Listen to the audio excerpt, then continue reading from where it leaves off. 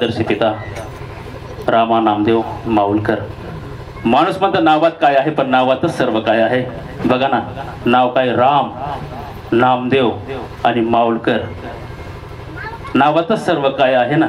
असा त्रिवेणी संगम ज्याच्या नावामध्ये असेल तो व्यक्ती कसा असेल. खऱ्या अर्थाने सात्विक विचाराने जीवन जगलं पाहिजे, प्रांजल भावनेने जीवन जगलं पाहिजे. आणि जीवन जग, शांत बस 2 मिनिटं फक्त. आज गोडासा पर्वकाळ सारलेला आहे भाऊंनी.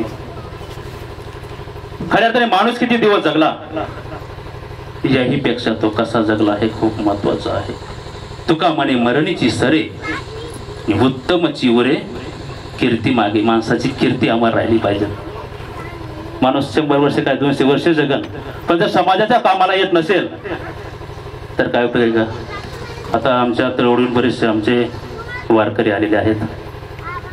माणूस म्हणतो माणसानं सोन्यासारखं असावं, पण मी म्हणतो माणसानं सोन्यासारखं नसावं. कारण सोनं हे सोन्याच्या मर्यादित राहतं. माणसाने असलं तर परिसाप्रमाणे असावं. कारण लोखंडाचं हे सोनं करण्याची ताकद माझ्या परिसामध्ये आहे. नवे तर माझ्या संतांमध्ये आहे, तर नवे तर माझ्या ह्या कीर्तनकारमध्ये असते का नाही. तुम्ही आम्ही लोखंड आहोत. आणि संतांनी आम्हाला संतांचा विचार आणि प्रसार करण्यासाठी आम्हाला एक पोस्टमनला पाठवला आहे. आम्ही पोस्टमन आहोत. आणि जर जीवासाठी आम्हाला त्यांचा एक संदेश तुम्हापर्यंत पोहोचला पाहिजे. कारण स्वतःच्या सुखासाठी कोणीही जगेल, स्वतःच्या सुखासाठी कोणीही जगेल, पण इतरांच्या सुखासाठी जगता आलं पाहिजे, त्याला माणूस म्हणायचं. आणि ते कार्य खऱ्या अर्थाने भावनिकेला असावं. आता मी सर्वांचं वर्णन करणं, मला सर्वांचीच नावं माहिती आहेत. मला सिस्टीमवाले हे आमचे सोमा, हे सर्व तळवडीचे, पिंपवाडीचे, कुळधरांचे सर्वच ऋणानं बंद आपले आहेत. पण जीवन जगत असताना प्रांजल भावनेने जीवन जगलं पाहिजे. आणि स्वतःच्या सुखासाठी कोणीही जगल, पशु काय पाप पुण्य जाणती, उत्तम मध्यम भोग भोगती. कीर्तनामध्ये आपण ही सर्व निष्ठावंत वारकरी, गर्दी कमी पण दर्दी लोक आहात. आपण निष्ठावंत वारकरी आहात. कारण जिथे कीर्तनाची जागा तेथे पांडुरंग उभा. येथे कोणी येत नसतं बरं का. मला आज उशीर होण्याचं कारण काय, मला सकाळी लवकर येतं, पण माझं सिद्धटेकला प्रवचन असल्यामुळे मला थोडा याला उशीर झाला. आणि जीवन जगत असताना एक प्रांजल भावनेने जीवन जगलं पाहिजे, भावांच्या सारखं जीवन जगलं पाहिजे. आणि निष्ठावंत वारकरी आपण आहोत. आता बोलण्यासारखं भरपूर आहे, पण सर्वांचंच वर्णन करणं, त्या टोकापर्यंत त्या टोकापर्यंत सर्वांचं वर्णन करणं मी चुकीचं ठरलं. माणसाने असावं कसं, माझ्या ज्ञानोबाऱ्याने 13व्या अध्यायात वर्णन केलंय. माणसाने असावं कसं, साच आणि मवाळ मिथले जैसे रसाळ, शब्द जैसे कल्लोळ अमृताचे. अमृतावाणी मधुरवाणी असली तर परमार्थ वेगळा करण्याची आवश्यकता नाही, असं मला तरी वाटतं.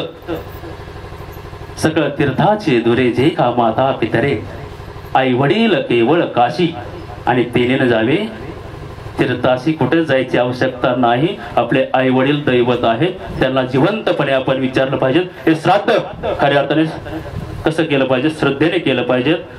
जग करतं म्हणून आपण करायचं नाही, श्रद्धेने श्राद्ध केलं पाहिजेत.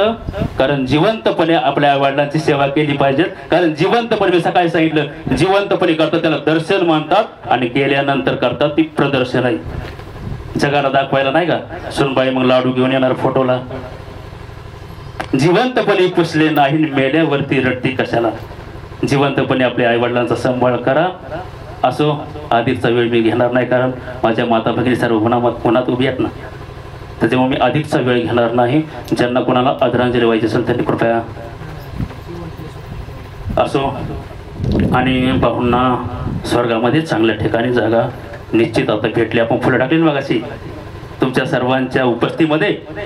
भाऊंना स्वर्गामध्ये आता विलीन झालेले आहेत. तुम्ही आम्हाला आशीर्वाद दिला आहे आणि स्वर्गामध्ये चांगल्या ठिकाणी ते आता विलीन झालेले आहेत. त्यांच्या पवित्र आत्म्यास पवित्र जागेत आता जागा भेटलेली आहे. कारण पवित्र ते गुण पावन तो देश, जेते हरीचे दास जन्म घेते. अशा पवित्र ठिकाणी असो. ज्ञानदान झालं, आता अन्नदान आहे. युक्त आहार विहार निमित्ताचे सर मागाशी महाराजांनी सांगितलं ना, आहार कसा आहे पाहिजे, युक्त पाहिजे. आता बरेचसे लोक म्हणतात की आम्ही श्राद्धाचं खात नाही. जर तुम्ही श्राद्धाचं खात नसाल तर तुमच्या श्राद्धाला कोण खाणार.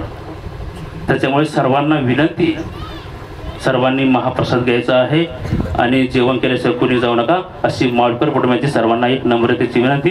कीर्तन संपला असं मी जाहीर करतो. बोला पुंडलिक विठ्ठल श्री ज्ञानदेव तुकाराम पंढरनाथ भगवान की जय. माऊली ज्ञानेश्वर महाराज की जय. जगद्गुरु तुकाराम महाराज की जय. शांती ब्रह्म एकनाथ महाराज की जय.